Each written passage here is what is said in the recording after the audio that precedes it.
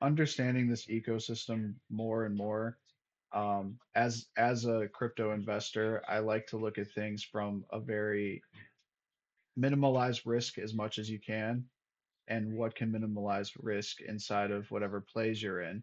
So if you're already heavily speculating on Richard Hart tokens, you're compared to the average cryptocurrency investor, I mean, you're pretty well down the rabbit hole in terms of like what do average people consider as risky, right? But the good thing about this community is you actually understand how cryptocurrency works more than a lot of other communities, I would say.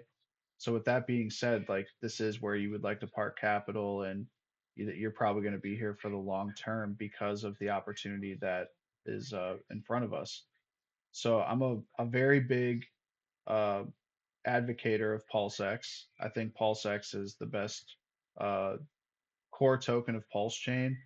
I think that it's unique buy and burns with the amount of liquidity that's attached to Hex, Pulse Chain, and Ink. I just think that it's inevitable for success. Uh,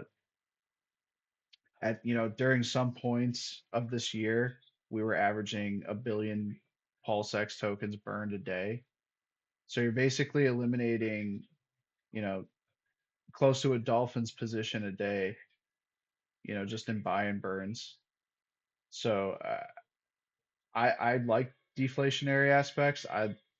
Inflation's cool. I understand Hex. I understand Pulse Chain. I understand INC. I understand why that inflation is necessary amongst those tokens. Uh, but then again, it's like I'm seeing all these burns accumulate with PulseX, and if you want to look at ratios between what it's doing between Pulse, the network token, the gas token, I just like the odds, right? Like I like that people are starting to notice the trend in DEX tokens. BNB recently had a nice run with its Aster DEX token. Uh, there's plenty of opportunities still, even with PulseX. There's things in the code that you can implement a DAO system, which is basically governance, voting, perhaps. Uh, like being able to add different things to the farms, maybe different liquidity pairs or um, features for single-sided staking. Probably very unlikely with that one, but definitely could see some new liquidity pools probably pop up on the PulseX farm. There's heavy speculation on my end that thinks that the pump tires coins might have a spot uh, in the PulseX farms. Maybe one day, who knows? Or maybe they have their own little separate farm, and maybe INC is the main utility token for that. Who knows? But as an investor, and I look at the core coins and I say which token is going to give me uh, the aspects that I like and that I think price can appreciate off of. For me, it's a no-brainer with PulseX, but then you're also looking at it from a league position standpoint. So how far does your capital go with certain coins?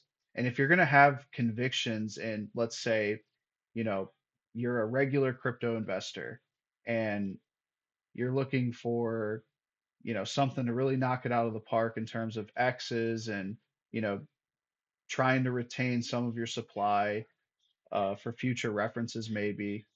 I think PulseX is a good token to do, get a lot of units cheap. Like right now, a turtle position in PulseX is just under $300. That for some people, that's very obtainable in cryptocurrency.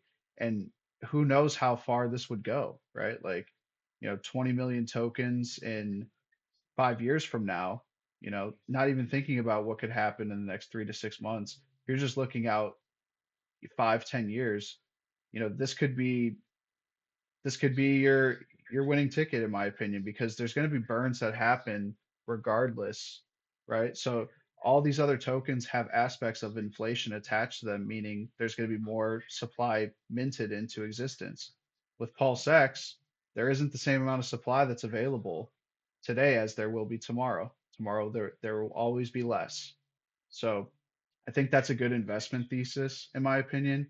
Uh, Scarcity, deflationary, Um, the liquidity, all these are really good signs in my opinion, as an investor to, if you're going to pick one of these core tokens to go really hard into. um, I could understand the argument for Hex. I can understand the arguments for Pulse. I can somewhat understand the arguments for INC, because, and let's look at it real quick, right? Because this is the PulseX and INC pair. There's a lot of liquidity within that pairing. So, I mean, even looking right here, you know, just to be a dolphin in INC, you're looking at, $5,300, give or take.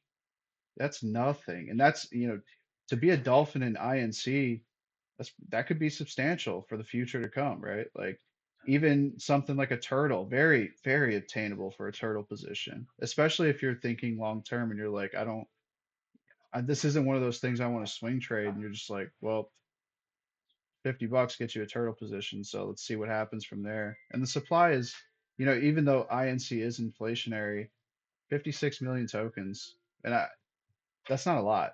Meme tokens automatically launch with like a billion most of the time.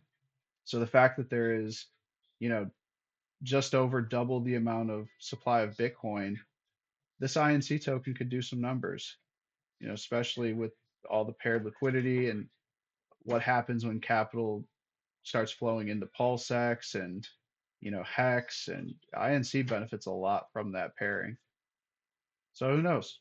That could be, maybe for the X's, let's say Hex does the most X's, but what are fighting for that second spot? It could be between PulseX and INC for that second spot, in terms of X's.